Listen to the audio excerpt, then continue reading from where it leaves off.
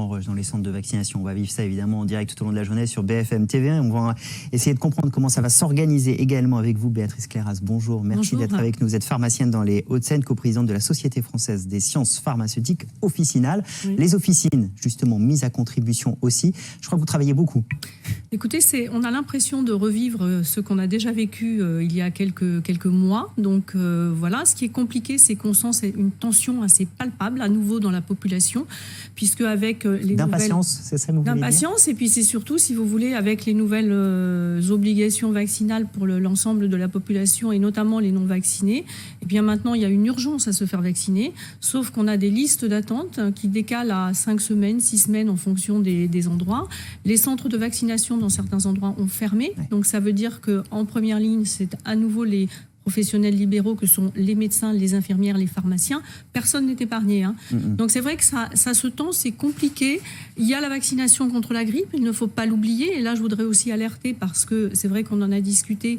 On vaccine peu contre la grippe, contrairement à ce qui s'est passé l'année dernière. Donc là aussi, il faut y aller. Donc tout ça fait qu'aujourd'hui, ça commence à devenir compliqué et je pense que ça ne va pas s'arranger dans les semaines à venir. C'est compliqué parce que vous sentez quoi? De la peur chez les gens qui, là, tout d'un coup, avec l'arrivée du nouveau variant, avec l'ouverture de la 3e dose pour beaucoup, se disent qu'il faut absolument le faire vite pour qu'on puisse être un peu serein pendant les fêtes? Alors, il y a quelque chose comme ça, mais il y a plusieurs facteurs. D'abord, effectivement, avec les nouvelles mesures, les gens qui doivent faire leur 3e dose sont pressants. Il y a les gens qui ne se sont pas du tout vaccinés. Et je voudrais aussi rappeler que le schéma vaccinal complet comporte d'abord pour la primo-vaccination 2 doses à 1 mois d'intervalle et ensuite le rappel. Donc vous voyez le temps pour que ces personnes-là puissent avoir leur passe sanitaire. Donc là, ils se dépêchent. Et puis d'un point de vue plus pratique, si vous voulez, ce qui embolise finalement dans les officines, c'est pas tellement de faire la vaccination. C'est tout l'administratif qui a à faire à côté, puisqu'il faut enregistrer sur des plateformes tout ce qu'on fait en termes de vaccination. Et se rajoute à ça les tests antigéniques. Parce que bien que les tests antigéniques soient payants, finalement, globalement, les gens qui payent, il n'y en a pas tant que ça. On a aujourd'hui beaucoup de demandes pour les enfants. Eh bien, ça prend du temps aussi, tout le côté administratif pour les tests antigéniques. Donc, vous voyez qu'il y a un certain nombre de choses qui se cumulent et qui sont quand même en notre défaveur sur la logistique et l'organisation. Les enfants, effectivement, vous risquez d'en avoir, puisqu'on sait que la règle d'une classe fermée, si un cas positif est tombé, mais par contre, il faut tester tous les enfants de cette même classe. Imad Kanso, est-ce qu'on est dans une course contre la montre, à la fois réussir à remplir cet enjeu de faire les 3e doses, de vacciner ceux qui ne le sont pas encore, et en même temps d'avoir la vitesse de cette épidémie de façon qui est fulgurante, pour reprendre le mot de Gabriel Attal? Est-ce qu'il y a une course contre la montre là? Oui, bien sûr, il y a une course contre la montre parce que, encore une fois, il y a quand même des millions de personnes non vaccinées. Et donc, et puis des personnes qui n'ont pas eu la 2e ou la 3e dose.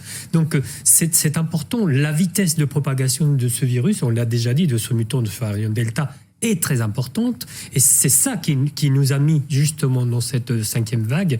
Donc je pense que là, l'organisation, et c'est ça qu'il faut que les gens voient, que le commun des mortels perçoit dans le reste des personnes qui travaillent là-dedans, des personnes de santé, les pharmaciens, les infirmières, tout le monde s'est mis à l'œuvre, mais on est débordé aujourd'hui parce qu'on a eu des retards. Donc cette course contre la montre est importante, mais attention, il y a beaucoup de personnes qui ne se mobilisent pas et qui viennent ensuite grossir justement cette population qui représente un risque majeur pour la population aussi, pas pour soi-même. Est-ce que vous appelez aujourd'hui le gouvernement à rouvrir des grands vaccinodromes, à rouvrir les salles de sport comme ça avait été fait pendant un temps pour les consacrer à la vaccination? Très clairement, si effectivement ça s'accélère, et notamment avec le nouveau variant, et qu'il faut accélérer les choses, forcément on va être débordé à un moment donné. Et moi je voudrais simplement dire, il ne faut pas qu'on revive les violences et l'agressivité qu'on a vécue. On est tous dans le même bateau, tous dans la même galère. On a tous le même objectif, se sortir de cette situation. On va y arriver, mais c'est pas en étant agressif, en agressant les uns et les autres qu'on y arrivera.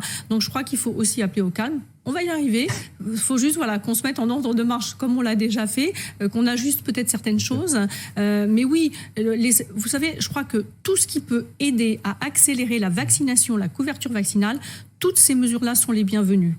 Voilà. Vous avez le sourire apaisant ce matin.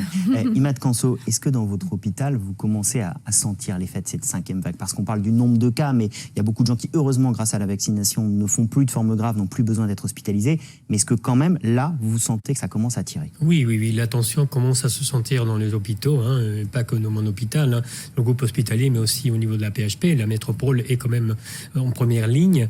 Et dans les hôpitaux, comme on l'a vu, de certaines régions, c'est déjà le cas. La tension, notamment en réanimation, se fait sentir.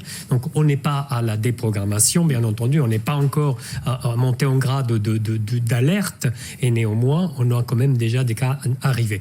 Après, il y a encore cet avantage par rapport aux personnes vaccinées, qu'effectivement développent des formes modérées, des personnes qui ne vont pas en réanimation. Donc, il y a quand même ce décalage encore visible grâce à la vaccination. Donc c'est une preuve de plus que la vaccination nous a protégé le système de santé et le système hospitalier, et que ça doit continuer comme ça, et grâce à cet effort dont on parle. Un début de tension et un dernier mot peut-être sur votre état d'esprit à vous et à vos collègues depuis 24 heures qu'on a ce nouveau variant. Est-ce que l'inquiétude remonte dans les hôpitaux et auprès des personnels soignants? Certainement. Tout le monde est aux aguets. Tout le monde sait qu'il va falloir se serrer la ceinture, qu'il va y avoir les fêtes de fin d'année, qu'il y a moins de personnel, qu'on avait planifié plus ou moins des congés pour que le personnel ait un semblant de vie de famille et de vie sociale. Et ça, je parle que pour la partie hospitalière et médicale, mais en réalité, c'est tout le monde. Personnel paramédical,